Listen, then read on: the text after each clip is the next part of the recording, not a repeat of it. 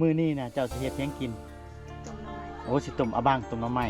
น้องก็สิเก่งๆน้อยหนึงเด้อทุกคนเลยเดี๋ยวเฮาไปเบิ่งน้ำได้อยู่บ่ ได้โอ้ไผเป็นคนเฮ็ดอยู่ในเรือนครัวน่ะ อีเมล โอ้แม่เจ้าเป็นคนเฮ็ดแล้วบ่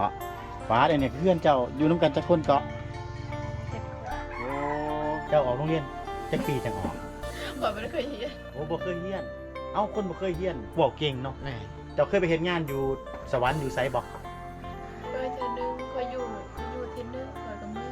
โอ้ ขับรถสบาย เขาบ่เอิ้นไปเฮ็ดดอกเขาเอิ้นไปเล่นอาทิตย์เดียวนะแต่เคยไปเนาะ เฮ็ดเวียกบ่ได้มีแต่เป็นไข่ตลอด บ่เฮ็ดเวียกบ่ได้ ลูกงานก็ให้ ให้คิดฮอดบ้าน บ่เป็นไข่ โอ้เป็นใครให้แบบบ่มีคนดูแล แม่ มันต้องมีผู้บ่าวคนหนึงไปดูแลเนาะเช็ดน้ำเช็ดในให้ บ่มีคำหากะมาคอยกะอยู่เทนึงคอยกับมือ เดี๋ยวเจ้าไปเฮ็ดงานน่ะตอนอายุเท่าไหร่ตอนจักปีอะไรเนี่ยที่บอกกันมา ปีกายนี่เนาะ มีไก่นี่ โอ้ปีใกล้นี่บ่ทันได้เฮิงเนาะ อายใหญ่เพิ่นให้น้องๆซื้อเกลือซื้อผงนวลนี่น้องเด้อพูละ50,000กีบเด้อ คนใจละลายเด้อ เอ้าขอขอบใจอายใหญ่เพิ่นก่อนแน่ ดีบีเฮ สาวแรดขอขอบใจอายใหญ่เพิ่นก่อนอายใหญ่เพิ่นก็สิกลับมุกดาหารก็ขอให้อายเพิ่นอยู่ดีมีแรงนี่เด้อน้องดีใจบ่สะเป็นจังได๋ใจดีบ่อายใหญ่เพิ่นบ่ใจดีเนาะม่วนเนาะคุยกับม่วนเว้าลาวเก่งได้ได้เป็นคนไทยดิน้อง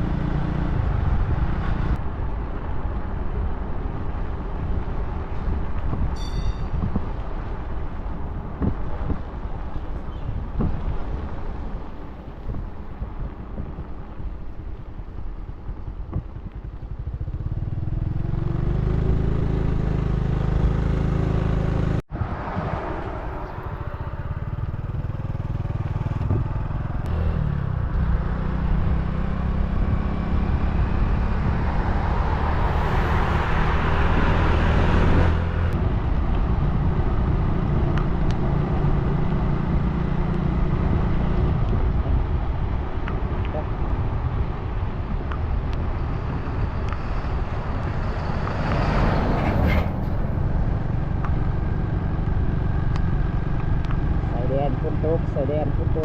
ก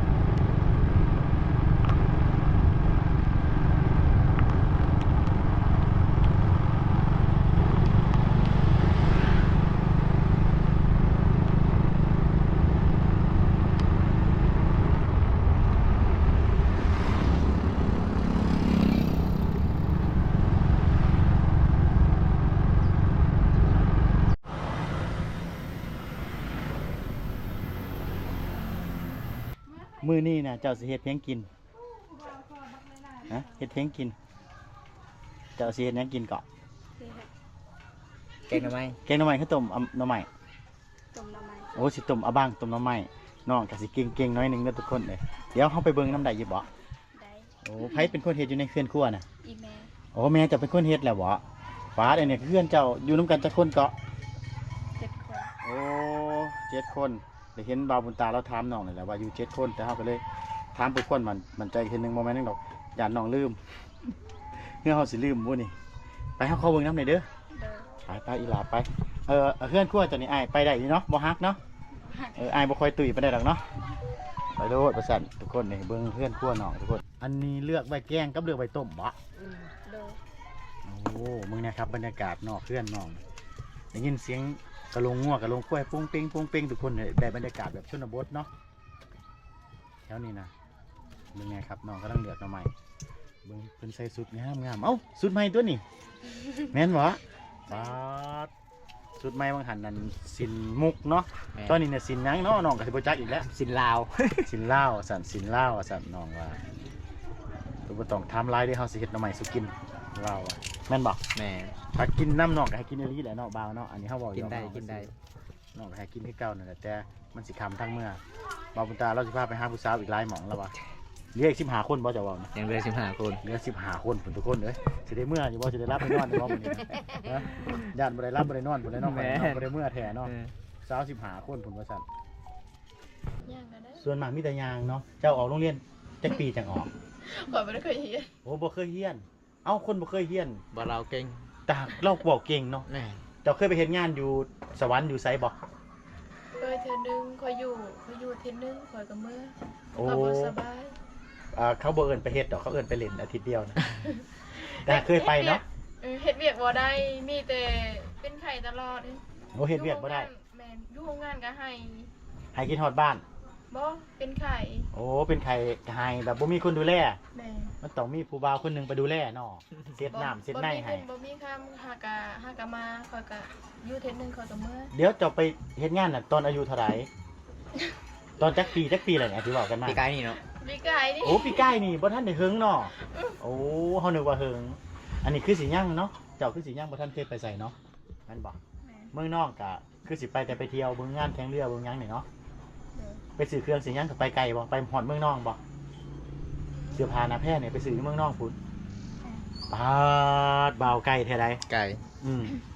ไผพาไปบัดนี้ไปกับเอื้อย2คนนะ ไปกับมือ โอ้ไปกับหมู่แบบ เธอนึงตกรถบ่ เอาตัวหยังคือตกรถตัวคือตกรถ ต้นคุ้ม โดนคุ้มบ่ได้ว่าสิ่งร้าย ตกเลย ซื้อเหล้าซื้อแหลดเนาะ แหล แล้ว ด ไหวไว้ก่อนเนาะ เออ แบบมูบิดบนท่านใจแบบจับคันเร่งบิดซอยมูเลยบ่เคยแบบจวดอย่างเดียวเลยเนาะน้องนี่ก็น่าสิเป็นคนตลกครับเพิ่นนี่ก็น่าสิเป็นคนตลกครับ แต่ว่าเราบ่ทันได้เขาเป็นนั่นก่อนบ่ทันได้ชินเฮาเนาะถ้าคุยกับบ่าวบุญตาเราก็สิตีลังกาคุยพุ่นแหละแม่นบ่ น้องตลกสัตว์ทั้งนั้นแม่แล้วก็ต้มหน่อไม้ให้ลูกสาวก็นั่งเล่นอยู่นี่เฮาก็บ่จักว่าสิเว้าคำใดกับน้องๆครับ แต่เว้าได้คำเดียวคือ น้องๆน่ารักแล้วก็เจอเฮาเทื่อแรกก็นิสัยดีคุยได้แต่ที่แน่ๆก็คือต้องขอบใจบ่าวบุญตาที่เราพามาเนาะเพราะว่าน้องๆนี่ชินกล้องย้อนบ่าวบุญตาตอนแรกนี่เจ้ากล้าออกกล้องบ่ บ่กล้า บ่กล้า เด้อ บ่าวบุญตาเราให้ออกก็เลยได้ออกบ่ แม่ โอ้เราบังคับเจ้าปานนั้นบ่แม่นครับบ่หยอกบ่าวบุญตาก็คือถ้าเอื้อยอยู่คนเดียวก็ย่านเอื้อยแล้วคืนเนาะบ่าวเนาะ แม่ ก็เลยเอิ้นน้องมานางนํน้องก็เลยชินไปโดยปริยายเลยเนาะ แม่น อันนี้เด้อซะเฮ็ดจังได๋จังชินกล้องบ่าวบุญตาแบบเรามาถ่ายดูบ่ก็เลยชินบ่ เราไออย่างเดียวเลยเด้อครับเด้อจักเราสิตอบพ่อจังใดเนาะเราบ่จักแนวตอบบาวบุญตานี่ก็คล้ายๆกับว่าเราเป็นคนคุยเก่งนะคำเว้าจะเอามาแต่ใส่กระดอกกระเดียได้ขอถามเจ้าแน่ เรียนแต่น้อย โอ้เฮียนแต่น้อยว่าซั่น จัก เอาคุย ปี เก่ง เฮ็ดแต่เนาะ เฮียนจักปีว่าซั่นเป็นได้ใด สอง เฮียนจัก ปี ปีเฮียน2ปีว่าซั่นเฮาน่ะมามื้อนี้นะทุกคนอาจจะบ่เห็นฟิลบรรยากาศของเฮาสักเท่าใดเนาะเพราะว่าเฮาน่ะจริงๆน่ะมันค่ำแล้ว แม่น กับฟิลของเราน่ะคือฟิลเฮ็ดกับข้าวกับน้ำเบิ่ง แม่ วิถีชีวิตผู้สาว แต่มื้อนี้เฮามาเปิดหน้าไปก่อนเนาะบ่าวเนาะ โดย เดี๋ยวหน้าก็อาจสิมาให้น้องๆตำฮงสุกินเป็นบ่บ่เป็นทอดไข่เป็นบ่บ่เป็นต้มไข่เป็นบ่บ่เป็นปิ้งปลาเป็นอยู่บ่คิดก่อนเอาบ่เป็น เป็นแต่แนวเดียวคือไปเอาเด้อ โอ้ข้าสันมาเถอะนาทุกอย่างทุกสิ่งทุกอย่างที่อ้ายทำนี่บาวอุตาเราจะเป็นคนจัดการ เราจะเป็นคนตำหุงปิ้งไก่ปิ้งปลาแต่กินได้บ่ได้ก็อีกเรื่องนึงแล้ววะอย่ามันเค็มว่าซั่น นี่ผู้นี้เก่ง เอ้าแม่นบ่ แม่น เอ้าคือมองขามเราวะ เดี๋ยว เจ้า เก่ เฮ็ด งหลาย เจ้าเฮ็ดยังเป็นก็ถามเจ้าแหน่ปิ้งปลาเป็นบ่ เป็น ต้มไก่เป็นเบิดทุกอย่างเลย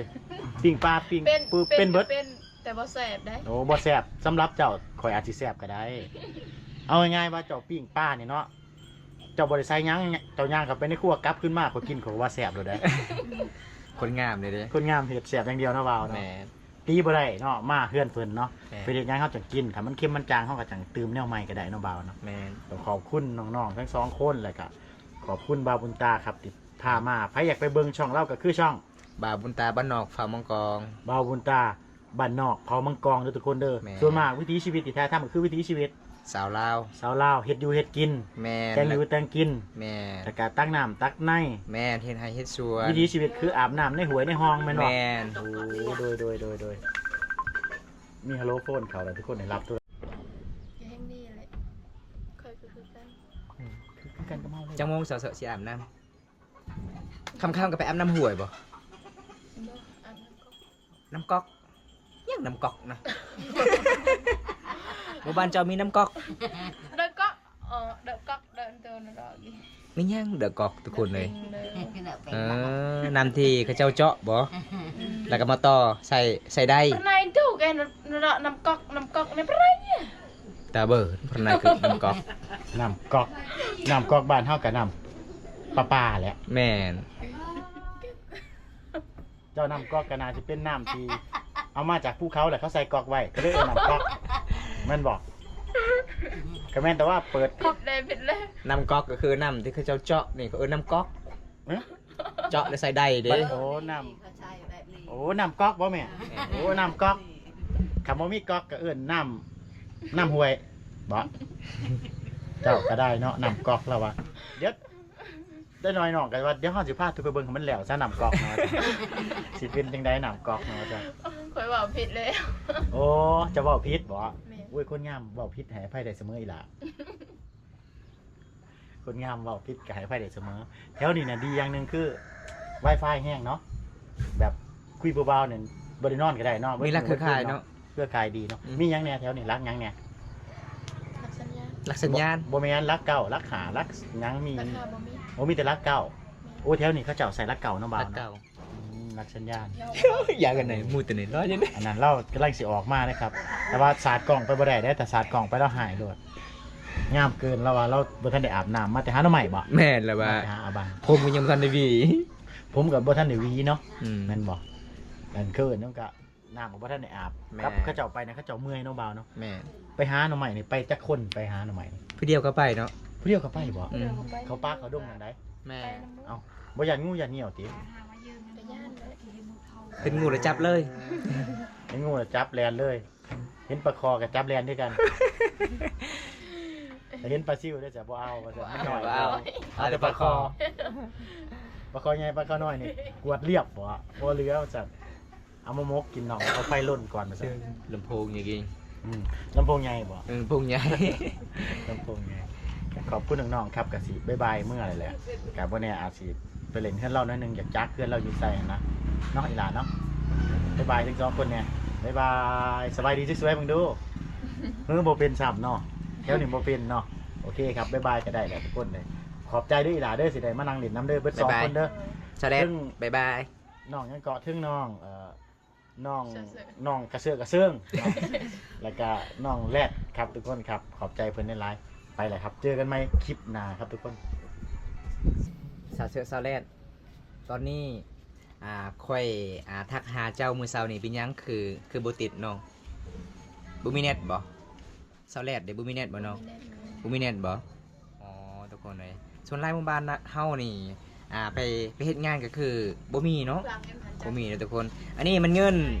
อายใหญ่เพิ่นจากมุกดาหารเด้ออายใหญ่เพิ่นกับบ่มีคือกัน แล้วก็อายใหญ่เพิ่นให้น้องๆซื้อเกลือซื้อผงนัวนี่น้องเด้อพูนละ50,000กีบเด้อ ขอบใจละลายเด้อ เอาขอบใจอันใหญ่เพื่อนก่อนแน่ ดีบีเฮ สาวแรดขอบใจอันใหญ่เพื่อนก่อนอันใหญ่เพื่อนกับสิกลับมุกดาหารก็ขอให้อายเพื่อนอยู่ดีมีแหงนี่เด้อน้อง ขอบใจเด้ออาย นบ ก็ให้อยู่ดีมีแหงไปใส่มาใส่ให้ตลอดปลอดภัย